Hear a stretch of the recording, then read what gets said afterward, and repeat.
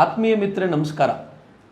ಎಲ್ಲ ಕಡೆ ಜಾತ್ರೆಗಳು ನಡೆಯುವಂಥ ಹೊತ್ತು ಈ ಜಾತ್ರೆಗಳಲ್ಲಿ ಮುಸಲ್ಮಾನರಿಗೆ ಅಂಗಡಿಗಳು ಕೊಡೋದಿಲ್ಲ ಅಂತ ಹಿಂದೂಗಳು ನಿಶ್ಚಯ ಮಾಡ್ತಾ ಇರೋದನ್ನು ತಪ್ಪು ಅಂತ ಕೆಲವರು ವಾದಿಸ್ತಾ ಇದ್ದಾರೆ. ಆದರೆ ವಾಸ್ತವವಾಗಿ ತಪ್ಪೋ ಅಥವಾ ಸರಿನೋ, ಮುಸಲ್ಮಾನರಲ್ಲಿರುವಂಥ ಸಾಮಾನ್ಯ ವ್ಯಾಪಾರಿಗಳ ಮೇಲೆ ಈ ಥರದ ನಿರ್ಣಯ ಕೈಗೊಳ್ಳೋದು ಸರಿನಾ, ಹಿಂದೂಗಳು ತಪ್ಪು ಮಾಡ್ತಿದ್ದಾರೆ ಅನ್ನೋ ಪ್ರಶ್ನೆಗಳೆಲ್ಲ ಹೇಳ್ತಾ ಇದೆಯಲ್ಲ, ಅದಕ್ಕೆ ಉತ್ತರ ಹುಡ್ಕೋಂಥ ಪ್ರಯತ್ನ. ನಾಲ್ಕು ಪ್ರಶ್ನೆಗಳನ್ನು ಕೇಳಿಕೊಂಡು ಈ ಉತ್ತರ ಹುಡ್ಕೋಣ. ಮೊದಲಿಗೆ ಹಿಂದೂ ಮುಸಲ್ಮಾನರ ಅಂಗಡಿಗೆ ಹೋಗಲ್ಲ ಅಂತ ಹೇಳ್ತಿರೋದು ಇದೇ ಮೊದಲಲ್ಲ.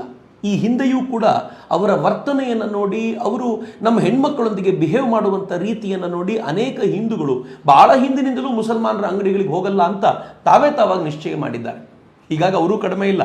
ಅನೇಕ ಕಡೆಗಳಲ್ಲಿ ತಾವು ಅಂಗಡಿ ನಡೆಸ್ತಾ ಇದ್ರು ಹಿಂದೂ ದೇವತೆಗಳ ಹೆಸರನ್ನಿಟ್ಟು ಆ ಅಂಗಡಿಗಳನ್ನು ನಡೆಸೋದ್ರ ಮೂಲಕ ಹಿಂದೂಗಳನ್ನು ಅಟ್ರಾಕ್ಟ್ ಮಾಡುವಂಥ ಪ್ರಯತ್ನ ಮಾಡ್ತಿದ್ದಾರೆ. ಇತ್ತೀಚೆಗೆ ಇಂಥದೊಂದು ವಿಡಿಯೋ ವೈರಲ್ ಕೂಡ ಆಗಿತ್ತು.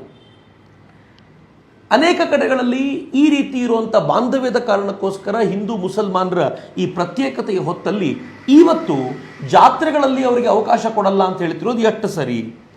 ಇದನ್ನು ಕೇಳಬೇಕಾದ್ರೆ ಮೊದಲನೇ ಪ್ರಶ್ನೆ ನಾನು ಕೇಳಿಕೊಳ್ಳೋದು, ಗಲಾಟೆಯನ್ನು ಶುರು ಮಾಡಿದ್ದು ಯಾರು? ಹಿಂದೂಗಳು ಮೊದಲು ಶುರು ಮಾಡಿದ್ರು ಅಥವಾ ಮುಸಲ್ಮಾನರೇ ಶುರು ಮಾಡಿದ್ರು ಅಂತ ಕೇಳಿದರೆ ನಿಸ್ಸಂಶಯವಾಗಿ ಮಿತ್ರರೇ ಇದನ್ನು ಶುರು ಮಾಡಿದ್ದು ಮುಸಲ್ಮಾನರೇ. ಹೇಗೆ ಅಂತ ನಾನು ಹೇಳ್ತೀನಿ ನಿಮಗೆ.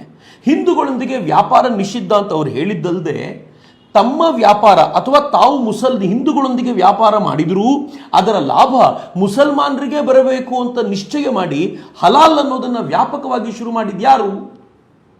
ಹೌದು, ಹಲಾಲ್ ಅನ್ನೋದು ಇಸ್ಲಾಂನಲ್ಲಿ ಮೊದಲಿಂದಲೂ ಇತ್ತು. ಆದರೆ ಕಳೆದ ಒಂದೆರಡು ದಶಕಗಳಲ್ಲಿ ಇದನ್ನು ವ್ಯಾಪಕವಾಗಿ ಬಿಸ್ನೆಸ್ ಮಾಡೆಲ್ ಆಗಿ ಡೆವಲಪ್ ಮಾಡ್ತಾ ಹಿಂದೂಗಳೊಂದಿಗೆ ಅಲ್ಲದೆ ನಾನ್ ಮುಸ್ಲಿಮ್ಸ್ ಯಾರೊಂದಿಗೂ ಕೂಡ ಬಿಸ್ನೆಸ್ ಮಾಡಬಾರ್ದು, ಮಾಡಿದ್ರೂ ಕೂಡ ಅದರ ಪ್ರಾಫಿಟ್ ಮ್ಯಾಕ್ಸಿಮಮ್ ಮುಸಲ್ಮಾನರೇ ಉಂಡಬೇಕು ಎನ್ನುವಂಥ ಪ್ರಯತ್ನಕ್ಕೆ ಮೂಲವಾಗಿರುವಂಥದ್ದು ಹಲಾಲ್ ಅಂತ. ಮೊಘಲರು ಹಿಂದೂಗಳಾಗಿರೋದಕ್ಕೆ ನಮಗೆ ಜಜಿಯಾ ಅನ್ನುವಂಥ ಟ್ಯಾಕ್ಸ್ ಹಾಕ್ತಿದ್ರಲ್ಲ, ಆ ಟ್ಯಾಕ್ಸ್ನ ಮತ್ತೊಂದು ರೂಪ ಹಲಾಲ್ ಅಂತ ಹೇಳಿದ್ರೆ ತಪ್ಪಾಗ್ಲಿಕ್ಕಿಲ್ಲ. ಏನಿದು ಹಲಾಲ್? ನನ್ನ ಎರಡನೇ ಪ್ರಶ್ನೆ. ಕುರಾನ್ನ ಸುಮಾರು 56 ಆಯತ್ಗಳಲ್ಲಿ ಹಲಾಲ್ನ ಉಲ್ಲೇಖ ಬರುತ್ತೆ. ಅದರಲ್ಲಿ ಹೆಚ್ಚು ಕಡಿಮೆ 21 ಆಯತ್ಗಳಲ್ಲಿ ಇದನ್ನು ಫುಡ್ಗೆ ಸಂಬಂಧಪಟ್ಟಂತೆ, ಆಹಾರಕ್ಕೆ ಸಂಬಂಧಪಟ್ಟಂತೆ, ವಿಶೇಷವಾಗಿ ಮಾಂಸಕ್ಕೆ ಸಂಬಂಧಪಟ್ಟಂತೆ ಹೇಳಲಾಗುತ್ತೆ. ಹದೀಸ್ನಲ್ಲಂತೂ ನೇರವಾಗಿ ಹೇಳ್ತಾರೆ, ಯಾವ ಊಟ ಹಲಾಲ್ ಅಲ್ವೋ ಅದು ಹರಾಮ್ ಅಂತ. ಹರಾಮ್ ಅಂತಂದ್ರೆ ನಿಷಿದ್ಧವಾಗಿರುವಂಥ ಪದಾರ್ಥ, ಹಲಾಲ್ ಅಂತಂದ್ರೆ ಭಗವಂತನಿಗೆ ಸಮರ್ಪಿಸಿರುವಂಥ ಪದಾರ್ಥ. ಅನುಮಾನವೇ ಇಲ್ಲ, ಇಷ್ಟೇ ವಿಚಾರಗಳಲ್ಲಿ ಸರಿ. ಹಲಾಲ್ನ ರೂಲ್ ಏನಿದೆ ಅಂತಂದ್ರೆ, ಇವೆಲ್ಲದರ ಕುರಾನ್ ಮತ್ತು ಹದೀಸ್ಗಳ ಪ್ರಕಾರ ಯಾವುದಾದ್ರೂ ಪ್ರಾಣಿಯನ್ನ ಊಟಕ್ಕೆ ಅಂತ ಕೊಲ್ಲೋದಕ್ಕಿಂತ ಮುಂಚೆ ಆ ಪ್ರಾಣಿ ಬದುಕಿದೆ ಅಂತ ಖಚಿತಪಡಿಸ್ಕೊಳ್ಬೇಕು. ಸತ್ತ ಪ್ರಾಣಿಯ ಮಾಂಸವನ್ನು ತಿನ್ನುವಂತಿಲ್ಲ ಅಂತ ಹೇಳೋದು ಹಲಾಲ್ನ ಮೊದಲನೇ ಉದ್ದೇಶ. ಎರಡನೇದು, ಹಲಾಲ್ ಮಾಡುವಾಗ ಯಾವ ಪ್ರಾಣಿಯನ್ನ ಕತ್ತರಿಸ್ತೀವೋ ಅದರ ವಿಂಡ್ ಪೈಪ್ ಅನ್ನ ಕತ್ತರಿಸಲಾಗುತ್ತೆ. ಅಲ್ಲಿರುವಂಥ ಒಂದು ವೇಯ್ನನ್ನ ಸರಿಯಾಗಿ ಕತ್ತರಿಸಿದ್ರೆ ಅದರಿಂದ ಅಷ್ಟೂ ರಕ್ತ ಹೊರಗೆ ಬರೋವರೆಗೂ ಕಾಯಲಾಗುತ್ತೆ. ಹೊರಗೆ ಬಂದ ಮೇಲೆ ಆನಂತರ ಮಾಂಸವನ್ನು ಪೂರ್ಣ ಪ್ರಮಾಣದಲ್ಲಿ ಕಡಿಯಲಾಗುತ್ತೆ. ಹೀಗೆ ಕತ್ತನ್ನ ಕಡಿಬೇಕಾದ್ರೆ ಬಿಸ್ಮಿಲ್ಲಾಹ್ ಅಲ್ಲಾಹು ಅಕ್ಬರ್ ಅಂತ ಹೇಳಬೇಕು, ಕಲಿಮಾ ಓದಬೇಕು. ಬಿಸ್ಮಿಲ್ಲಾ ಅಂತಂದ್ರೆ ಇನ್ ದ ನೇಮ್ ಆಫ್ ಅಲ್ಲಾ, ಅಲ್ಲಾಹನ ಹೆಸರಿನಲ್ಲಿ. ಕಲಿಮಾ ಅಂತಂದ್ರೆ ಆ ಕಲಿಮಾದಲ್ಲಿ ಹೇಳಲಾಗುತ್ತೆ ಅಲ್ಲಾ ಒಬ್ಬನೇ ದೇವರು, ಮೊಹಮ್ಮದ್ ಪೈಗಂಬರ್ರು ಅವರ ಪ್ರಾಫೆಟ್, ಅವರ ಪ್ರವಾದಿಗಳು ಅಂತ ಹೇಳುವಂತ ಈ ವಾಕ್ಯವನ್ನು ಹೇಳಿಕೊಂಡೇ ಕಟ್ ಮಾಡಬೇಕು ಅನ್ನೋದು ಈ ಯಾವುದೇ ಒಂದು ವಸ್ತುವನ್ನ ಹಲಾಲ್ ಅಂತ ಹೇಳೋದಕ್ಕೆ ನಿರ್ಧಾರಕ್ಕೆ ಕಾರಣವಾಗುತ್ತೆ. ಅದರ ಅರ್ಥ ಏನು ಅಂತಂದ್ರೆ, ಯಾರು ನಾನ್ ಮುಸ್ಲಿಮ್ಸೋ ಅವರು ಹಲಾಲ್ ಆಗಿರುವಂಥ ಪ್ರಾಡಕ್ಟನ್ನು ತಯಾರು ಮಾಡೋದು ಸಾಧ್ಯವೇ ಇಲ್ಲ ಅಂತ. ಸುಮ್ಮನೆ ನೇರವಾಗಿ ನೋಡೋದಾದ್ರೆ, ನಾವು ಊಟ ಮಾಡಬೇಕಾದ್ರೆ ಅನ್ನಪೂರ್ಣೆ ಸದಾಪೂರ್ಣೆ ಶಂಕರ ಪ್ರಾಣವಲ್ಲಭೆ ಅಂತ ಹೇಳ್ಕೊಳಲ್ವಾ? ನಾವು ಊಟ ಮಾಡಬೇಕಾದ್ರೆ ದೇವರ ಮಂತ್ರಗಳನ್ನು ಹೇಳ್ಕೊಂಡು ದೇವರಿಗೆ ಸಮರ್ಪಣೆ ಮಾಡಿ ತಿನ್ನಲ್ವಾ? ಹಾಗೆ ಮಾಂಸವನ್ನು ಕಟ್ ಮಾಡೋಕ್ಕಿಂತ ಮುಂಚೆ ಅದನ್ನು ಭಗವಂತನಿಗೆ ಸಮರ್ಪಿಸಿ ತಿನ್ನೋದು ಅಂತ ಹೇಳೋದನ್ನ ನೀವು ಹಲಾಲ್ ಅಂತ ಸುಲಭಕ್ಕೆ ಕರಿಬಹುದು. ಆದರೆ ಹಲಾಲ್ ಅಂದ್ರೆ ಇಷ್ಟೇನಾ? ಈ ಹಲಾಲ್ ಅನ್ನೋದು ಇಷ್ಟು ಸಿಂಪಲ್ ಆಗಿದ್ದು, ನಾನು ಕೂಡ ಪ್ರತಿನಿತ್ಯ ದೇವರ ಪೂಜೆ ಮಾಡಿಯೇ ಊಟ ಮಾಡ್ತೀನಿ, ದೇವರಿಗೆ ಸಮರ್ಪಣೆ ಮಾಡಿಯೇ ಊಟ ಮಾಡ್ತೀನಿ, ಆದರೆ ಅದು ಇಂಡಸ್ಟ್ರಿ ಆಗಲಿಲ್ಲ. ಆದರೆ ಹಲಾಲ್ ಅನ್ನೋದು ಇಂಡಸ್ಟ್ರಿ ಹೇಗಾಯಿತು? ಇದೊಂದು ರೋಚಕವಾದ ಕಥೆ. ಇದೆಲ್ಲವೂ ಶುರುವಾಗಿದ್ದು ಮಲೇಷಿಯಾದಲ್ಲಿ. 1983ರಲ್ಲಿ ಮಲೇಷಿಯಾದಲ್ಲಿ ಇಸ್ಲಾಮಿಕ್ ಬ್ಯಾಂಕಿಂಗ್ ಅನ್ನು ವ್ಯಾಪಕವಾಗಿ ಶುರು ಮಾಡಿದ್ರು. ಇಸ್ಲಾಂನಲ್ಲಿ ಒಂದು ನಿಯಮ ಇದೆ, ಏನು ಅಂತಂದ್ರೆ ಕೊಟ್ಟ ದುಡ್ಡಿಗೆ ಬಡ್ಡಿ ತಗೊಳ್ಬಾರ್ದು ಅಂತ. ಹೀಗಾಗಿ ಅವ್ರ ಬ್ಯಾಂಕಿಂಗ್ ಸಿಸ್ಟಮ್ ತುಂಬಾ ಭಿನ್ನವಾಗಿದೆ. ಅದು ಒಂದು ರಿಲಿಜಿಯಸ್ ಕಾನೂನುಗಳ ಆಧಾರದ ಮೇಲೆ ಈ ಬ್ಯಾಂಕಿಂಗ್ ಸಿಸ್ಟಮ್ ರನ್ ಆಗೋದ್ರಿಂದ ಜಗತ್ತಿನ ಅನೇಕ ರಾಷ್ಟ್ರಗಳು ಇನ್ಕ್ಲೂಡಿಂಗ್ ಇಂಡಿಯಾ ಇಸ್ಲಾಮಿಕ್ ಬ್ಯಾಂಕಿಂಗ್ ಅನ್ನ ಅಥವಾ ಈ ಮಲೇಷಿಯನ್ ಬ್ಯಾಂಕಿಂಗ್ ಗಳನ್ನ ರೆಕಗ್ನೈಸ್ ಮಾಡ್ತಿರಲಿಲ್ಲ. ಸುಮಾರು ವರ್ಷಗಳ ಕಾಲ ಕುಂಠಿತ ಸಾಗಿದ ಅಲ್ಲಿನ ಬ್ಯಾಂಕಿಂಗ್ ಸಿಸ್ಟಮ್ಗೆ ಒಂದು ವಿಶೇಷವಾದ ಶಕ್ತಿ ಬಂದಿದ್ದು 2006ರಲ್ಲಿ. ಹಲಾಲ್ ಇಂಡಸ್ಟ್ರಿ ಡೆವಲಪ್ಮೆಂಟ್ ಕಾರ್ಪೊರೇಷನ್ನ 2006ರಲ್ಲಿ ಮಲೇಷಿಯಾದಲ್ಲಿ ಶುರು ಮಾಡಲಾಯಿತು. ಅಂದರೆ ಇಸ್ಲಾಮಿಕ್ ಬ್ಯಾಂಕಿಂಗಿಗೆ ಪೂರಕವಾಗಿ ಹಲಾಲ್ ಅನ್ನೋದನ್ನ ಒಂದು ಇಂಡಸ್ಟ್ರಿಯಾಗಿ ಡೆವಲಪ್ ಮಾಡಬೇಕು ಅಂತ. ಯಾವುದನ್ನ ಒಂದು ನೈತಿಕ ಆಚಾರದ ಪದ್ಧತಿ, ಏನಾದರೂ ತಿನ್ನೋಕ್ಕಿಂತ ಮುಂಚೆ ಭಗವಂತನಿಗೆ ಸಮರ್ಪಿಸಬೇಕು ಅಂತ ಹೇಳುವಂತ ಒಂದು ನೈತಿಕ ಚೌಕಟ್ಟಿತ್ತೋ ಅದನ್ನೇ ಇಂಡಸ್ಟ್ರಿಯಾಗಿ ಕನ್ವರ್ಟ್ ಮಾಡುವಂತ ಉಪಾಯವನ್ನ ಮಲೇಷಿಯಾ ಮಾಡಿತು. 2013ರಲ್ಲಿ ಇದರ ಹಿನ್ನೆಲೆಯಲ್ಲೇ ಕೌಲಾಲಂಪುರದಲ್ಲಿ ವರ್ಲ್ಡ್ ಹಲಾಲ್ ಫೋರಂ ಸಮಿಟ್ ಅನ್ನ ಅವರು ಆಯೋಜಿಸಿದ್ರು. ಇಲ್ಲಿ ಅನೇಕ ತಜ್ಞರನ್ನ ಕರೆಸಲಾಯಿತು. ಒಬ್ಬರಂತೂ ತುಂಬಾ ಸ್ಪಷ್ಟವಾಗಿ ಹೇಳಿದ್ರು, ಈ ಹಲಾಲ್ ಇಂಡಸ್ಟ್ರಿನ ಹೇಗೆ ಡೆವಲಪ್ ಮಾಡಬೇಕು ಅಂತಂದ್ರೆ ಫ್ರಮ್ ಪ್ರೊಡಕ್ಷನ್ ಟು ಫೈನಾನ್ಸಿಂಗ್, ಒಂದು ಹಲಾಲ್ ವಸ್ತುವನ್ನು ಉತ್ಪಾದನೆ ಮಾಡೋದ್ರಿಂದ ಹಿಡಿದು ಅದರ ದುಡ್ಡನ್ನ ಎತ್ತಿಡುವಂತ, ಲಾಭಾಂಶವನ್ನ ಎತ್ತಿಡುವಂತದ್ರವರೆಗೂ ಎಲ್ಲವೂ ಕೂಡ ಇಸ್ಲಾಮಿಕ್ ಆಗಿರಬೇಕು. ಆ ತರ ಹಲಾಲ್ ಇಂಡಸ್ಟ್ರಿಯನ್ನು ಬೆಳೆಸಬೇಕು ಅಂತ ಅವರು ಶುರು ಮಾಡಿದ್ರು. ಇದರ ಪರಿಣಾಮ ಏನಾಯ್ತು ಗೊತ್ತಾ? ನೇರವಾದ ಪರಿಣಾಮ ನಮ್ಗೆ ಗೊತ್ತಾಗುತ್ತೆ. 2000ರಲ್ಲಿ ಕ್ರಿಸ್ತಶಕ 2000ರಲ್ಲಿ ಮಲೇಷಿಯಾದ ಇಸ್ಲಾಮಿಕ್ ಬ್ಯಾಂಕ್ಗಳ ಅಸೆಟ್ 6.9% ಇತ್ತು. 2011ರಲ್ಲಿ ಹೆಚ್ಚು ಕಡಿಮೆ 10 ವರ್ಷಗಳಲ್ಲಿ ಇಟ್ ಗ್ರೂ ಅಪ್ ಟು 22%. ಹೆಚ್ಚು ಕಡಿಮೆ 16%ಗಳಷ್ಟು ಅಸೆಟ್ ಅನ್ನ 10 ವರ್ಷಗಳಲ್ಲಿ ಕ್ರೋಢೀಕರಿಸಿಕೊಳ್ತು. ಯಾಕೆ ಅಂತಂದ್ರೆ ಜನರಿಗೆಲ್ಲರಿಗೂ ಹಲಾಲ್ ಪ್ರಾಡಕ್ಟ್ ಅನ್ನೇ ಉಪಯೋಗಿಸಬೇಕು ಅಂತ ಅಲ್ಲಿನ ಮೌಲ್ವಿಗಳು ತಾಕೀತ್ ಮಾಡ್ಲಿಕ್ಕೆ ಶುರು ಮಾಡಿದ್ರು. ಹಲಾಲ್ ಪ್ರಾಡಕ್ಟ್ ಅನ್ನ ಯೂಸ್ ಮಾಡಬೇಕು ಅಂತಂದ್ರೆ ಇದರ ಲಾಭಾಂಶವನ್ನ ಅಥವಾ ಇದರ ವಹಿವಾಟನ್ನ ಈ ಬ್ಯಾಂಕಿಂಗ್ ನ ಮೂಲಕ, ಇಸ್ಲಾಂ ಬ್ಯಾಂಕಿಂಗ್ ನ ಮೂಲಕವೇ ಮಾಡಬೇಕು ಅನ್ನೋ ಕಂಡೀಷನ್ ಇದ್ದಿದ್ರಿಂದ ಅನಿವಾರ್ಯವಾಗಿ ಜನ ಆ ಕಡೆ ತಿರ್ಕೊಳ್ಬೇಕಾಗಿ ಬಂತು. ನೋಡ್ತಾ ನೋಡ್ತಾನೆ ಅಲ್ಲಿನ ಬ್ಯಾಂಕಿಂಗ್ ಸ್ಕೈ ರಾಕೆಟಿಂಗ್ ಆಯಿತು. ನಿಧಾನವಾಗಿ ಶುರುವಾಗ್ತಾ ಮಾಂಸಕ್ಕೆ ಅಂತಿದ್ದಂಥ ಹಲಾಲ್ ಎಲ್ಲದಕ್ಕೂ ಶಿಫ್ಟ್ ಆಯಿತು. ಕಾಸ್ಮೆಟಿಕ್ಸಿಗೆ ಬಂತು, ಆನಂತರದ ದಿನಗಳಲ್ಲಿ ಹಾಸ್ಪಿಟಲ್ಸ್ಗಳಿಗೆ ಬಂತು, ಎಲ್ಲದಕ್ಕೂ ವರ್ಗಾವಣೆ ಆಯಿತು. ಅಚ್ಚರಿ ಏನು ಗೊತ್ತೇನು? ಇಸ್ಲಾಂನಲ್ಲಿ ಹೀಗೆ ಕಾನೂನನ್ನು ತಮಗೆ ಬೇಕಾದಂತೆ ರಿಲೀಸ್ ಮಾಡೋದು ಬಹಳ ವಿಶೇಷವಾದ ಸಂಗತಿ ಏನಲ್ಲ. ಒಂದು ಕಾಲದಲ್ಲಿ ಇಸ್ಲಾಂನಲ್ಲಿ ಅಜಾನ್ ಕೂಗಬೇಕಾದಾಗ, ಅಜಾನ್ ಕೂಗೋದು ಅಂತ ಇರಲಿಲ್ಲ, ಪ್ರತಿನಿತ್ಯ ಎದ್ದು ತನಗೆ ತಾನೇ ಅಜಾನ್ ಹೇಳ್ಕೊಳ್ಳೋದು, ಅಕ್ಕಪಕ್ಕದವ್ರನ್ನ ಸೇರಿಸ್ಕೊಳ್ಳೋದು, ಹೀಗಾಗಿ ಮೈಕ್ ನಿಷಿದ್ಧ ಅಂತಿತ್ತು. ಆದರೆ ಯಾವಾಗ ಮೈಕ್ ತಮ್ಮ ಪ್ರಾಪಗೆಂಡಕ್ಕೆ ಅಥವಾ ತಮ್ಮ ಪಂಥವನ್ನು ವಿಸ್ತಾರ ಮಾಡಲಿಕ್ಕೆ ಅವಶ್ಯಕ ಅಂತ ಗೊತ್ತಾಯ್ತೋ, ನಿಧಾನವಾಗಿ ಅದನ್ನು ಹಬ್ಬಿಸುವಂತ ಪ್ರಯತ್ನ ಆಯಿತು. ಈಗ ಮೈಕ್ ಇಲ್ಲದ ಮಸೀದಿಯೇ ಇಲ್ಲ ಅಂತ ಹೇಳ್ಬೋದು. ಅಂದ್ರೆ ನಿಧಾನವಾಗಿ ಶಿಫ್ಟ್ ಮಾಡುವಂತ ಪ್ರಯತ್ನ. ಇನ್ನೂ ಸ್ಪಷ್ಟವಾಗಿ ಹೇಳಬೇಕು ಅಂದ್ರೆ ಯಾವ ಮುಸಲ್ಮಾನನು ಕೂಡ, ಕಟ್ಟರ್ ಮುಸಲ್ಮಾನಾಗ್ಲಿ ಅಥವಾ ಸರಿಯಾಗಿ ಅರ್ಥ ಮಾಡಿಕೊಳ್ಳಬಲ್ಲಂತ ಮುಸಲ್ಮಾನ್ ವಿರೋಧಿಸದೇ ಇರುವಂತ ಸಂಗತಿ ಏನ್ ಗೊತ್ತೇನು? ಇಸ್ಲಾಂನಲ್ಲಿ ಕಾಸ್ಮೆಟಿಕ್ಸ್ ನಿಷಿದ್ಧ ಅಂತ ಹೇಳಲಾಗ್ತಿತ್ತು. ಮುಖಕ್ಕೆ ಯಾವುದಾದ್ರೂ ಕಾಸ್ಮೆಟಿಕ್ಸ್ ಅನ್ನ ಬಳಸ್ಕೊಳ್ಳೋದು ಅದು ನಿಷಿದ್ಧ ಅಂತ ಹೇಳುವಂತ ಕಾನೂನುಗಳಿದ್ವು ಮತ್ತು ಹಾಗಂತ ಎಲ್ಲರೂ ಹೇಳ್ತಿದ್ರು. ಆದ್ರೆ ಇವತ್ತು ಅದೇ ಕಾಸ್ಮೆಟಿಕ್ಸ್ ಹಲಾಲ್ ಆದ್ರೆ ಅದನ್ನ ಬಳಸಬಹುದು ಅಂತ ಹೇಳುವಷ್ಟರ ಮಟ್ಟಿಗೆ ಕಾನೂನುಗಳು ರಿಲ್ಯಾಕ್ಸ್ ಆಗಿವೆಯಲ್ಲ. ಅಂದ್ರೆ ಎಲ್ಲವೂ ಬಿಸ್ನೆಸ್ ಮಾಡೆಲ್ ಆಗಿ ಕನ್ವರ್ಟ್ ಮಾಡೋ ಪ್ರಯತ್ನಕ್ಕೆ ಹೀಗಾಗಿದೆ. ಆರಂಭದಲ್ಲಿ ಮೀಟ್ ಅಂತ ಮಾತ್ರ ಇದ್ದಿದ್ದು, ಮಾಂಸಕ್ಕೆ ಮಾತ್ರ ಹಲಾಲ್ ಅಂತ ಕರಿತಿದ್ದು, ಈಗ ಎಲ್ಲಿವರೆಗೂ ಬಂದಿದೆ ಗೊತ್ತೇನು? ಹಲ್ದಿರಾಮ್ ಅವರು ತಮ್ಮ 100% ವೆಜಿಟೇರಿಯನ್ ಫುಡ್ಡಿಗೂ ಕೂಡ ಹಲಾಲ್ ಸರ್ಟಿಫಿಕೇಟ್ ತಗೊಂಡಿದ್ದಾರೆ. ಅಂದ್ರೆ ಇದು ಮೀಟಿಗೆ ಮಾತ್ರ ಅಲ್ಲದೆ ವೆಜಿಟೇರಿಯನ್ ಫುಡ್ಸಿಗೂ ಕೂಡ ಇವತ್ತು ಹಲಾಲ್ ಬಂದಿದೆ. ಹಲಾಲ್ ಇದ್ರೆ ಮಾತ್ರ ನಾವು ಇದನ್ನು ಕೊಂಡ್ಕೊಳ್ತೀವಿ ಅಂತ ಮುಸ್ಲಿಮರು ತಾಕೀತ್ ಮಾಡೋದ್ರಿಂದ ಅನಿವಾರ್ಯವಾಗಿ ಹಲ್ದಿರಾಮ್ ಅವರು ಕೂಡ ಹಲಾಲ್ ಸರ್ಟಿಫಿಕೇಟ್ ಅನ್ನು ತೆಗೆದುಕೊಳ್ಬೇಕಾದ ಪರಿಸ್ಥಿತಿ ಬಂದಿದೆ. ಕಾಸ್ಮೆಟಿಕ್ಸ್ಗೆ ಅಂದ್ರೆ ಸೌಂದರ್ಯವರ್ಧನ ವಸ್ತುಗಳಿಗೆ, ಅದರಲ್ಲಿ ಆಯಿಲ್ ಇರಬಹುದು, ಸೋಪ್ ಇರಬಹುದು, ಅವುಗಳಿಗೂ ಕೂಡ ಹಲಾಲ್ ಸರ್ಟಿಫಿಕೇಟ್ ಇವತ್ತು ಬೇಕು ಅನ್ನುವಂತ ಕಂಡೀಷನ್ ನಿರ್ಮಾಣವಾಗಿದೆ. ನೀವು ಔಷಧಿ ಅಂಗಡಿಗಳಿಗೆ ಹೋದ್ರೆ ಅನೇಕ ಔಷಧಿಗಳು ಹಲಾಲ್ ಸರ್ಟಿಫೈಡ್ ಅಂತ ತಮ್ಮ ಔಷಧಿ ಮೇಲೆ ಹಾಕ್ಕೊಳ್ತವೆ ಅನ್ನೋದನ್ನ ನಾವು ಗಮನಿಸಬೇಕಾಗಿರುವಂತಹ ಸಂಗತಿಗಳು.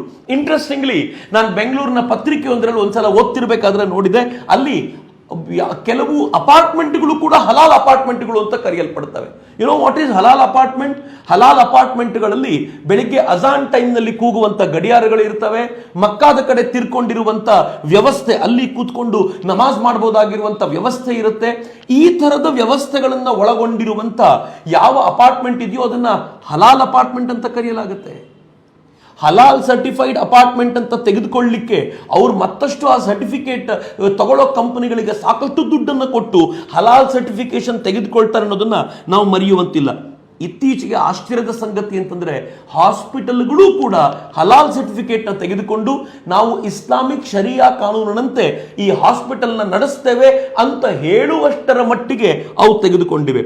ವಿಚಿತ್ರವಾದ ಸಂಗತಿ, ಆದರೂ ನೀವು ನಂಬಲೇಬೇಕಾಗಿರುವಂತಹ ಸಂಗತಿ ಏನು ಅಂತಂದ್ರೆ ಕೆಲವು ಡೇಟಿಂಗ್ ಆ್ಯಪ್ಗಳು ಕೂಡ we are halal dating app ಅಂತಾನೆ ಕರ್ಕೊಳ್ತಾರೆ.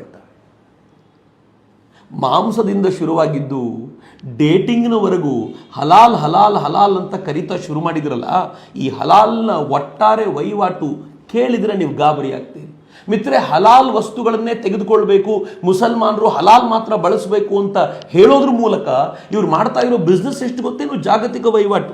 2017ರಲ್ಲಿ ಹಲಾಲ್ ಫೋಕಸ್ ರಿಪೋರ್ಟ್, ಹಲಾಲ್ ಫೋಕಸ್ ಅನ್ನುವಂಥ ಒಂದು ಸಂಸ್ಥೆ, ಅದು ವೆಬ್ಸೈಟ್ ನಿಮಗೆ ಅವೈಲೇಬಲ್ ಇದೆ, ನೀವು ನೋಡ್ಬೋದು ಅದನ್ನ. ಹಲಾಲ್ ಫೋಕಸ್ ಅನ್ನೋ ವೆಬ್ಸೈಟ್ 2017ನಲ್ಲಿ ಹೇಳಿತ್ತು 2018 ವೇಳೆಗೆ ಒಟ್ಟಾರೆ ಹಲಾಲೋನಾಮಿಕ್ಸ್ ಅಥವಾ ಹಲಾಲ್ ಎಕನಾಮಿಕ್ಸ್ ಅದು $6.4 ಟ್ರಿಲಿಯನ್ ಗಳಷ್ಟಾಗುತ್ತೆ ಅಂತ. I repeat, $6.4 trillion. ಈ ದೇಶದ ಪ್ರಧಾನಮಂತ್ರಿ ನರೇಂದ್ರ ಮೋದಿ ಹೇಳ್ತಿರ್ತಾರೆ, ಈ ದೇಶದ ಒಟ್ಟಾರೆ ಆರ್ಥಿಕ ಮಟ್ಟವನ್ನು ಅಥವಾ ಅದರ ಲೆವೆಲ್ ಅನ್ನು $5 ಟ್ರಿಲಿಯನ್ ಏರಿಸಬೇಕು ಅಂತ, ಅಂಥ ದೊಡ್ಡ ಎಕಾನಮಿ ಆಗಬೇಕು ಭಾರತ ಅಂತ ಅವ್ರು ಯಾವಾಗಲೂ ಹೇಳ್ತಿರ್ತಾರೆ. ಆದರೆ ಹಲಾಲೋನಾಮಿಕ್ಸ್, ಹಲಾಲ್ನಿಂದ ಕೂಡಿರುವಂಥ ಎಕನಾಮಿಕ್ಸು $6.4 ಟ್ರಿಲಿಯನ್ ಆಗುತ್ತೆ ಅಂತ ಹಲಾಲ್ ಫೋಕಸ್ ರಿಪೋರ್ಟ್ ಹೇಳಿತ್ತು.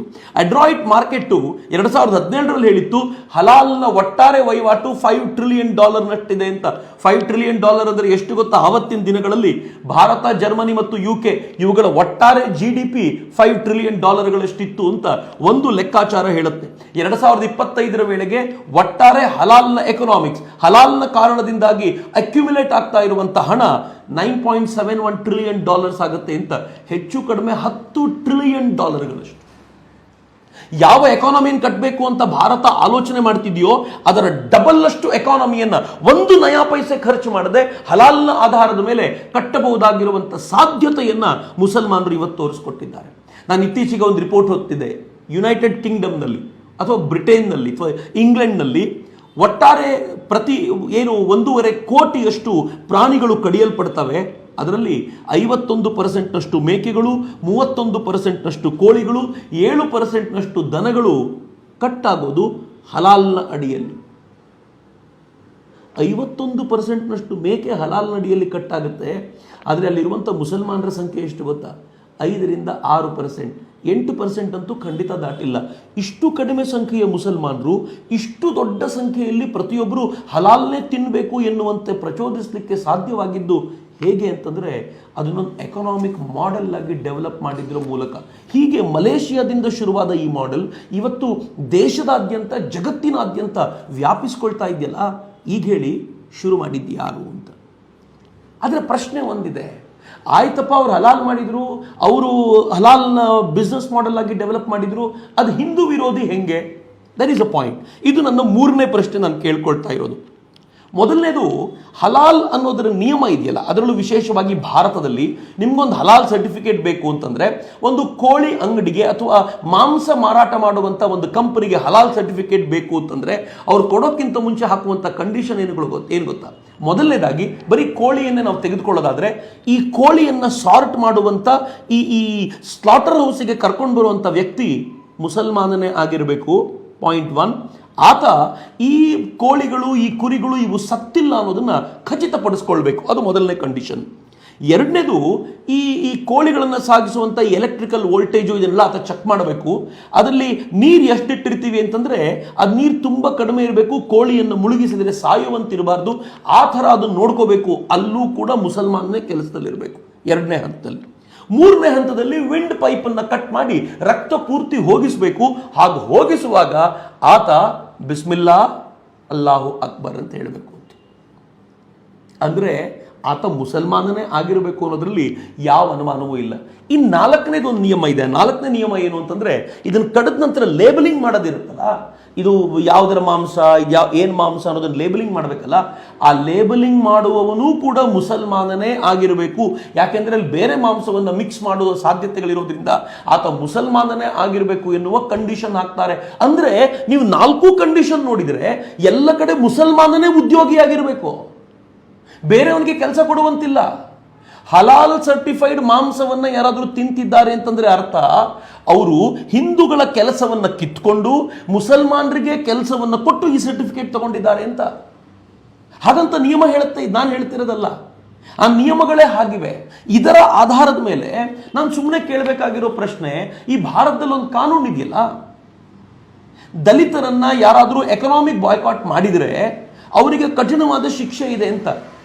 ಇಡೀ ಹಿಂದೂ ಸಮಾಜವನ್ನ ಎಕನಾಮಿಕ್ ಬಾಯ್ಕಾಟ್ ಮಾಡ್ತಿದ್ದಾರೆ ಅವರು ಮಾಂಸದ ಅಂಗಡಿಗಳ ಮೂಲಕ ಅಂತಂದ್ರೆ ಅರ್ಥ ಏನು? ದಲಿತರನ್ನೂ ಕೂಡ ಎಕನಾಮಿಕ್ ಬಾಯ್ಕಾಟ್ ಮಾಡ್ತಿದ್ದಾರೆ ಅಂತ ಅರ್ಥ. ಇದಕ್ಕೆ ಶಿಕ್ಷೆ ಇಲ್ವೇನು? ಇದು ಹಿಂದೂ ವಿರೋಧಿ ಆಗೋದಿಲ್ವೇನು? ಈ ಪ್ರಶ್ನೆ ಕೇಳ್ಕೊಳ್ಬೇಕಾಗಿದೆ ಮಿತ್ರ. ಯುರೋಪಿಯನ್ ಯೂನಿಯನ್ ನಲ್ಲಂತೂ ಈ ಕಂಡೀಷನ್ಗಳು ಎಷ್ಟು ಸ್ಟ್ರಿಕ್ಟ್ ಆಗಿವೆ ಅಂತಂದ್ರೆ ಅವ್ರು ಹೇಳ್ತಾರೆ, ಅಕಸ್ಮಾತ್ ನಾನ್ ಮುಸ್ಲಿಂ ಯಾರು ಮುಸ್ಲಿಂ ಅಲ್ಲದವನು ಹಲಾಲ್ ಮಾಡ್ತಾನೆ ಅಥವಾ ಮಾಂಸವನ್ನ ಕಟ್ ಮಾಡ್ತಾನೋ ಅದು ಹರಾಮಾಗಿರುತ್ತೆ, ಅದನ್ನ ತಿನ್ನುವಂತಿಲ್ಲ ಮುಸಲ್ಮಾನಾದವನು. ಕಟ್ ಮಾಡುವಾಗ, ಯಾವುದಾದ್ರೂ ಮಾಂಸವನ್ನು ಕಟ್ ಮಾಡುವಾಗ, ಕೋಳಿಯನ್ನು ಕುರಿಯನ್ನು ಕಟ್ ಮಾಡುವಾಗ ಅಪ್ಪಿತಪ್ಪಿ ಆತ ಅಲ್ಲಾಹನ ಹೆಸರನ್ನು ಬಿಟ್ಟು ಬೇರೆ ಹೆಸರು ಹೇಳಿದರೆ ಅದು ನಿಷಿದ್ಧವಾಗುತ್ತೆ, ಹರಾಮಾಗತ್ತೆ. ಅಪ್ಪಿತಪ್ಪಿ ಯಾರಾದರೂ ಅದನ್ನು ಜೈ ಶ್ರೀರಾಮ್ ಅಂತೇಳಿ ಕಳೆದು ಬಿಟ್ರೆ ಅದು ತಿನ್ನಲಿಕ್ಕೆ ಯೋಗ್ಯವಾದ ಮಾಂಸ ಅಲ್ಲ ಅಂತ. ಹೀಗಾಗಿ ಅಲ್ಲಿ ಮುಸಲ್ಮಾನನೇ ಕೆಲಸ ಮಾಡಬೇಕು ಅಂತ. ಇನ್ನು ಮೂರನೇದು, ಅಕಸ್ಮಾತ್ ಕಟ್ ಮಾಡಬೇಕಾದ್ರೆ ಯಾರಾದರೂ ಅಲ್ಲಾಹನ ಹೆಸರು ಹೇಳೋದು ಮರಿಬಹುದು, ಪರವಾಗಿಲ್ಲ, ಆದರೆ ಆತ ಬೇಕಂತ ಬಿಟ್ಟರೆ ಮಾತ್ರ ಅದು ಹರಾಮಾಗಿರುತ್ತೆ ಅಂತ. ಈ ಥರದ ಕಂಡೀಷನ್ಗಳನ್ನು ಹಾಕಿ ಪ್ರತಿಯೊಮ್ಮೆ ಅಲ್ಲಿ ರೆಗ್ಯುಲೇಷನ್ಗೆ ಅಂತ ಇನ್ಸ್ಪೆಕ್ಟರ್ಗಳ ರೂಪದಲ್ಲಿ ಹೋಗಿ ನೋಡುವಂಥ ಪ್ರಕ್ರಿಯೆ ಕೂಡ ಜಾರಿಯಲ್ಲಿರುತ್ತೆ ಅಂತಂದರೆ ಏನರ್ಥ? ಯಾವ ಥರದ ಎಕನಾಮಿಯನ್ನು ಸೃಷ್ಟಿಸ್ತಾ ಇದ್ದಾರೆ? ಈಗ ನನಗೊಂದು ಪ್ರಶ್ನೆ ಹೇಳಿ, ಯಾರಾದರೂ ಒಬ್ಬ ಮುಸಲ್ಮಾನ ಬಂದು ಒಂದು ಅಂಗಡಿಯಲ್ಲಿ ನನಗೆ ಹಲಾಲ್ ಮಾಂಸವೇ ಬೇಕು ಅಂತ ಏನಾದರೂ ಕೇಳಿದರೆ ಅದರ ಅರ್ಥ ಏನು ಗೊತ್ತೇನು? ಮುಸಲ್ಮಾನರೇ ಕಟ್ ಮಾಡಿರುವಂಥ, ಮುಸಲ್ಮಾನರೇ ತಂದು ಕೋಳಿಯನ್ನು ತಂದು ಕಟ್ ಮಾಡಿರುವಂಥ, ಮುಸಲ್ಮಾನರೇ ಕಲೀಮಾ ಹೇಳಿರುವಂಥ ಅದೇ ಮಾಂಸ ನನಗೆ ಬೇಕು ಅಂತ ಹೇಳ್ತಿದ್ದಾನೆ ಅಂತ ಅರ್ಥ. ಅಂದರೆ ಎಕನಾಮಿಕ್ ಬಾಯ್ಕಾಟು ಹಿಂದೂಗಳು ಮುಸಲ್ಮಾನರಿಗೆ ಮಾಡ್ತಿಲ್ಲ, ಮುಸಲ್ಮಾನರೇ ಹಿಂದೂಗಳಿಗೆ ಎಕನಾಮಿಕ್ ಬಾಯ್ಕಾಟ್ ಮಾಡ್ತಿದ್ದಾರೆ ಅನ್ನೋದನ್ನು ನೆನ್ಪಿಟ್ಕೊಳ್ಳಿ ಅಂತ.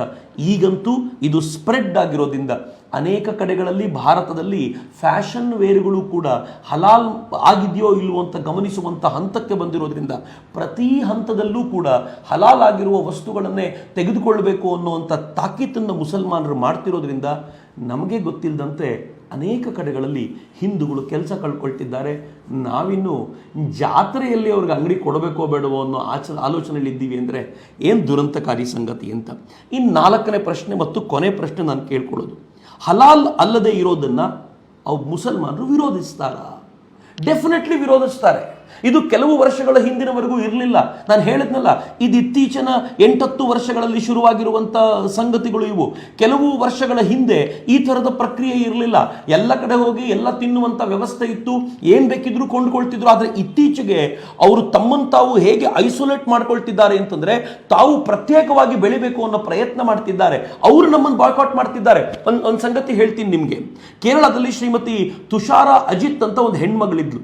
ಆಕೆ ಇಡೀ ಇಂಟರ್ನೆಟ್ಟನ್ನು ಬಂಬಾರ್ಡ್ ಮಾಡಿಬಿಟ್ಲು. ಆಕೆ ಒಂದು ಬೋರ್ಡ್ ಹಾಕಿದ್ಲು ಕೇರಳದಲ್ಲಿ, ಏನು ಅಂತಂದರೆ ಇಲ್ಲಿ ನೋ ಹಲಾಲ್ ಮೀಟ್ ಸಿಗುತ್ತೆ ಅಂತ. ನೋ ಹಲಾಲ್ ಮೀಟ್ ಸಿಗುತ್ತೆ ಅಂತ ಆಕೆ ಹೇಳಿದ ನಂತರ ಅಕ್ಕಪಕ್ಕದವರು ಆಕೆ ಮೇಲೆ ಗಲಾಟೆ ಮಾಡಿದ್ರು, ಆಕೆಯನ್ನು ಬಡಿದ್ರು, ಹೊಡೆದ್ರು. ಕೊನೆಗೇನಾಯಿತು, ಅಲ್ಲಿನ ಕಮ್ಯುನಿಸ್ಟ್ ಪಾರ್ಟಿಯು ಕೂಡ ಅವರ ಮೇಲೆಯೇ ಕೇಸ್ ಹಾಕ್ತು. ಆಕೆ ತನ್ನ ರೆಸ್ಟೋರೆಂಟನ್ನು ಮುಚ್ಚುವಂತೆ ಮಾಡಲಾಯಿತು. ಸನಾ ಖಾನ್ ಅಂತ ಒಬ್ಬ ಆಕ್ಟ್ರೆಸ್ ಇದ್ಲು, ನೆನಪಿದೆಯೇನು? ಸನಾ ಖಾನ್ ಎಲ್ಲ ಬಗೆಯ ಆ್ಯಕ್ಟಿಂಗನ್ನು ಮಾಡಿದಂಥ ಹೆಣ್ಮಗಳು. ಆನಂತರ ಅವರು ಗುಜರಾತಿನ ಬಿಸ್ನೆಸ್ ಮನ್ ಆಗಿದ್ದ ಅನಾಸ್ ಸೈಯದ್ನ ಮದುವೆ ಆಗ್ತಾಳೆ. ಅನಾಸ್ ಸೈಯದ್ನ ಮದುವೆ ಆದಂಥ ಸನಾ ಖಾನ್ ಇದ್ದಕ್ಕಿದ್ದಂತೆ ಇಸ್ಲಾಮಿಕ್ ಚಿಂತನೆಗೆ ತನ್ನನ್ನು ತಾನು ತೆರೆದುಕೊಂಡು ಬಿಡ್ತಾಳೆ. ನಾನು ಇಷ್ಟು ದಿನ ಯಾವುದರಲ್ಲಿದ್ನೋ ಅದರಿಂದ ಘರ್ ವಾಪಸಿಯಾಗಿ ಪೂರ್ಣ ಪ್ರಮಾಣದಲ್ಲಿ ಇಸ್ಲಾಮಿಕ್ ಆಗ್ತಿದ್ದೀನಿ ಅಂತ ಹೇಳಿದ ಆಕೆ, ನೀವು ಕಾಸ್ಮೆಟಿಕ್ಸ್ ಬಳಸಬೇಕು ಅಂತಂದರೆ ಹಲಾಲ್ ಆಗಿರೋ ಕಾಸ್ಮೆಟಿಕ್ಸನ್ನೇ ಬಳಸಬೇಕು, ಅದು ತುಂಬ ಒಳ್ಳೆಯದು ಅಂತ ಪ್ರಚಾರ ಮಾಡ್ತಾಳೆ. ಆಮೇಲೆ ಗೊತ್ತಾಗುತ್ತೆ ಅವಳೇ ಹೊಸದಾಗಿ ಕಾಸ್ಮೆಟಿಕ್ ಕಂಪನಿ ಶುರು ಮಾಡಿದ್ಲು. ಅದನ್ನು ಮುಸಲ್ಮಾನರ ನಡುವೆ ಸ್ಪ್ರೆಡ್ ಮಾಡಲಿಕ್ಕೆ ಆಕೆ ಉಪಯೋಗಿಸಿದ ಐಡಿಯಾ ಅಂತ. ಅಂದರೆ ಒಂದು ಬಿಸ್ನೆಸ್ ಮಾಡೆಲ್ನ ಯಾವ ಥರ ಬಳಸ್ತಿದ್ದಾರೆ, ರಿಲೀಜಿಯಸ್ ಆಗಿ ಜನರನ್ನು ಐಸೋಲೇಟ್ ಮಾಡಲಿಕ್ಕೆ, ಹಿಂದೂಗಳಿಂದ ಪ್ರತ್ಯೇಕ ಮಾಡಲಿಕ್ಕೆ ಯಾವ ಥರ ಬಳಸ್ತಿದ್ದಾರೆ ಅನ್ನೋದಕ್ಕೆ ಸನಾ ಖಾನ್ ಒಳ್ಳೆಯ ಉದಾಹರಣೆ. ಈ ಕಾರಣಕ್ಕೋಸ್ಕರವೇ ಹಿಂದೂಗಳು ಪ್ರತಿಭಟನೆ ಶುರು ಮಾಡಿದ್ದು.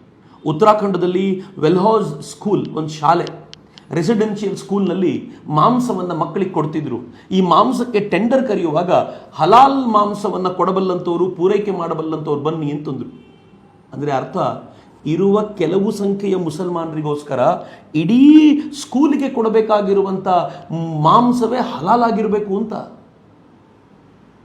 ಅಲ್ಲಿನ ಬಜರಂಗ ದಳದವರು ಗಲಾಟೆ ಮಾಡಿ FIR ಎಲ್ಲ ಆದ ನಂತರ ಹಿಂದೂಗಳಿಗೆ ಹಲಾಲ್ ಮಾಂಸ ಆಗೋದಿಲ್ಲ ಅನ್ನುವಂಥ ಸ್ಪಷ್ಟ ಸಂದೇಶವನ್ನು ರವಾನಿಸಿದ ನಂತರ ಸ್ಕೂಲ್ ತನ್ನನ್ನು ತಾನು ಬದಲಾಯಿಸಿಕೊಳ್ಬೇಕಾಯಿತು.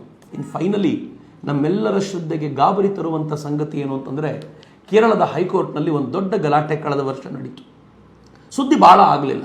ಗಲಾಟೆ ಏನು ಅಂತಂದರೆ, ಹೈಕೋರ್ಟ್ನ ಎದುರುಗಡೆ ಒಬ್ಬರು ರಿಟ್ ಪಿಟಿಷನ್ ತಗೊಂಡು ಹೋಗಿದ್ರು. ಏನಾಗಿತ್ತು ಗೊತ್ತೇನು? ಕೇರಳದ ಅಯ್ಯಪ್ಪ ಸ್ವಾಮಿಯ ದೇವಸ್ಥಾನದಲ್ಲಿ ಮಂದಿರದಲ್ಲಿ ಪ್ರಸಾದವನ್ನು ಮಾಡಲಿಕ್ಕೆ ಬೆಲ್ಲ ಬಳಸ್ತಿದ್ರಲ್ಲ, ಅದು ಹಲಾಲ್ ಬೆಲ್ಲ ಆಗಿತ್ತು ಅಂತ. ಅಂದರೆ ಇಸ್ಲಾಮಿನ ಪ್ರಕಾರ ತಯಾರಿಸಿದಂಥ, ಶರೀಯತ್ ಕಾನೂನಿನ ಪ್ರಕಾರ ತಯಾರಿಸಿದಂಥ ಬೆಲ್ಲವನ್ನು ಬಳಸಿ ಅಲ್ಲಿ ಪ್ರಸಾದವನ್ನು ಮಾಡ್ತಾ ಇದ್ರು. ಯಾರು ಕೋರ್ಟಿನ ಮೆಟ್ಲತ್ತಿದ್ರು ಅವ್ರು ಸ್ಪಷ್ಟವಾದ ದನಿಯಲ್ಲಿ ಹೇಳಿದರು, ಇಂಪಾಸಿಬಲ್, ನಮ್ಮ ದೇವರಿಗೆ ಮುಸಲ್ಮಾನರ ರೀತಿಯಿಂದ ತಯಾರು ಮಾಡಿದಂಥ ಬೆಲ್ಲದಿಂದ ನಾವು ಪ್ರಸಾದ ಮಾಡಲಿಕ್ಕೆ ಕೊಡಲ್ಲ ಅಂತ. ಮಿತ್ರರೇ, ಇದು ತುಂಬ ಕಿರಿಕಿರಿ ಗಲಾಟೆ ಅಂತ ನಿಮ್ಗೆ ಅನಿಸುತ್ತೆ ಅನೇಕ ಬಾರಿ. ನಾವ್ಯಾಕೆ ಗಲಾಟೆ ಮಾಡ್ಕೊಳ್ಬೇಕು, ಯಾರು ಮಾಡಿದರೆ ಏನು ಅಂತ. ಆದರೆ ಇದ್ರ ಹಿಂದೆ ಇರೋ ದೊಡ್ಡ ಎಕಾನಮಿ, ಅನೇಕರನ್ನ ಅವರ ಕೆಲಸದಿಂದ ವಂಚಿತರನ್ನಾಗಿಸುವ, ಉದ್ಯೋಗ ನಷ್ಟವಾಗಿಸುವ ಪ್ರಯತ್ನ. ಈಗ ಪರ್ಸೆಂಟೇಜ್ ಅವರದ್ದು ಇಷ್ಟಿರುವಾಗಲೇ ಹಲಾಲ್ನ ಇಷ್ಟು ವ್ಯಾಪಕವಾಗಿ ಸ್ಪ್ರೆಡ್ ಮಾಡ್ತಾ ಇರೋ ಜನ ನಿಧಾನವಾಗಿ ಅವ್ರ ಪರ್ಸೆಂಟೇಜ್ ಜಾಸ್ತಿ ಆದರೆ, ಅವರ ಸಂಖ್ಯೆ ಜಾಸ್ತಿ ಆದರೆ ಏನು ಮಾಡ್ತಾರೆ ಗೊತ್ತೇನು? ಹಲಾಲ್ ಸರ್ಟಿಫಿಕೇಟ್ ಬೇಕು ಅಂತಂದರೆ ನಿಮ್ಮ ದುಡ್ಡನ್ನು, ವಹಿವಾಟನ್ನು ನಮ್ಮ ಇಸ್ಲಾಮಿಕ್ ಬ್ಯಾಂಕಿನ ಮೂಲಕವೇ ಮಾಡಬೇಕು ಅಂತ ಏನಾದರೂ ನಿಯಮ ತಗೊಂಡು ಬಂದರು ಅಂತಂದರೆ, ನಮ್ಮಲ್ಲಿರುವಂಥ ಬ್ಯಾಂಕ್ಗಳು ಮುಚ್ಕೊಳ್ತಾವಷ್ಟೇ ಅಲ್ಲದೆ ಯಾರ್ಯಾರು ಬಡ್ಡಿ ವ್ಯವಹಾರವನ್ನು ಮಾಡ್ತಾರೋ ಅವರು ಕೂಡ ಮುಂದಿನ ದಿನಗಳಲ್ಲಿ ಈ ವ್ಯವಹಾರಗಳಲ್ಲಿ ಅಥವಾ ಲೋನ್ ಕೊಡುವಂಥ, ಲೋನ್ ತೆಗೆದುಕೊಳ್ಳುವಂಥ ಈ ಪ್ರಕ್ರಿಯೆಯಲ್ಲಿ ಪೂರ್ಣ ಪ್ರಮಾಣದಲ್ಲಿ ತೊಂದರೆಗೆ ಸಿಕ್ಕಾಕೊಳ್ತಾರೆ. ಇವತ್ತು ಜಾತ್ರೆಯಲ್ಲಿ ನಾವೇನು ಅಂಗಡಿ ನಿಷೇಧ ಮಾಡ್ತೀವಿ, ಮುಸಲ್ಮಾನರಿಗೆ ಅಂಗಡಿ ಕೊಡಲ್ಲ ಅಂತ ಹೇಳ್ತಿದ್ದೀವಲ್ಲ, ಇದು 1% ಮಾತ್ರ. ಅವರು ಯಾವ ಮಟ್ಟಿಗೆ ತಮ್ಮ ಗೋಡೆಗಳನ್ನು ಕಟ್ಕೊಂಡು ನಿಂತ್ಕೊಂಡಿದ್ದಾರೆ ಅಂತಂದರೆ, ನಾನು ನೀವು ಇವತ್ತು ಮಾತಾಡ್ತಿರೋದು 1%ಗಿಂತ ಹೆಚ್ಚಲ್ಲ. ಬಹಳ ಬೇಗ ಜಾಗೃತಗೊಳ್ಳಿಲ್ಲ ಅಂತಂದರೆ ಬಹಳ ಕಷ್ಟದ ಸ್ಥಿತಿಗೆ ಹೋಗ್ತೀವಿ. ಅದಕ್ಕೆ ನಾನು ಮುಸಲ್ಮಾನರನ್ನು ಕೇಳ್ಕೊಳ್ತೀನಿ, ಯಾಕೆ ಈ ಥರದ ಗೋಡೆಯನ್ನು ಕಟ್ಕೊಳ್ತೀರಿ? ಹಿಂದೂ ಮತ್ತು ಮುಸಲ್ಮಾನರು ವರ್ಷಗಟ್ಟಲೆ ಕಾಲ, ನೂರಾರು ವರ್ಷಗಳ ಕಾಲ ಚೆನ್ನಾಗಿ ಬದುಕಿದ್ವಲ್ಲ, ಯಾಕೆ ಈ ಗೋಡೆಗಳನ್ನು ಕಟ್ಕೊಂಡು ನೀವು ನಮ್ಮಿಂದ ಪ್ರತ್ಯೇಕವಾಗಿರಬೇಕು ಅಂತ ಭಾವಿಸ್ತೀವಿ? ಎಲ್ಲರೂ ಕೂಡ ಭಾರತೀಯತೆಯ ಚಿಂತನೆಯ ಅಡಿಯಲ್ಲಿ ಬಲವಾಗಿ ಸಾಗಬೇಕು. ಇಲ್ಲದೆ ಹೋದರೆ ಜಾಗೃತವಾಗಿರುವಂಥ ಹಿಂದೂ ಇನ್ನೂ ಕಠಿಣ ನಿಯಮಗಳಿಗೆ ತನ್ನನ್ನು ತಾನು ಒಡ್ಡಿಕೊಳ್ತಾನೆ. ಅದರ ಪರಿಣಾಮ ದೊಡ್ಡವರಿಗೆ ನಡೆಯಲ್ಲ. ಹಲಾಲ್ ಎಕನಾಮಿಕ್ಸ್ ಯಾರು ರನ್ ಮಾಡ್ತಿದ್ದಾರೋ ಅವ್ರಿಗೇನು ತೊಂದರೆ ಆಗಲ್ಲ. ಆದರೆ ಕೆಳಮಟ್ಟದಲ್ಲಿರುವಂಥ ಸಾಮಾನ್ಯ ವರ್ಗದ ಜನತೆ ನಿಜಕ್ಕೂ ತೊಂದರೆ ಪಡ್ತಾರೆ. ಆ ತೊಂದರೆ ಆಗಬಾರ್ದು ಅಂತಂದರೆ ಇವೆಲ್ಲವನ್ನು ತಿದ್ದಲಿಕ್ಕೆ ಮುಸಲ್ಮಾನರೇ ಮುಂದಕ್ಕೆ ಬರಬೇಕು. ಆ ಪ್ರಯತ್ನಕ್ಕೆ ಈ ಥರದ ಆಲೋಚನೆಗಳು ಪ್ರೇರಣೆ ಕೊಡ್ಬೋದು ಅಂತ ಭಾವಿಸ್ತೀನಿ. ಮತ್ತೆ ಭೇಟಿಯಾಗೋಣ. ವಂದೇ ಮಾತರಂ. ಜೈ ಹಿಂದ್.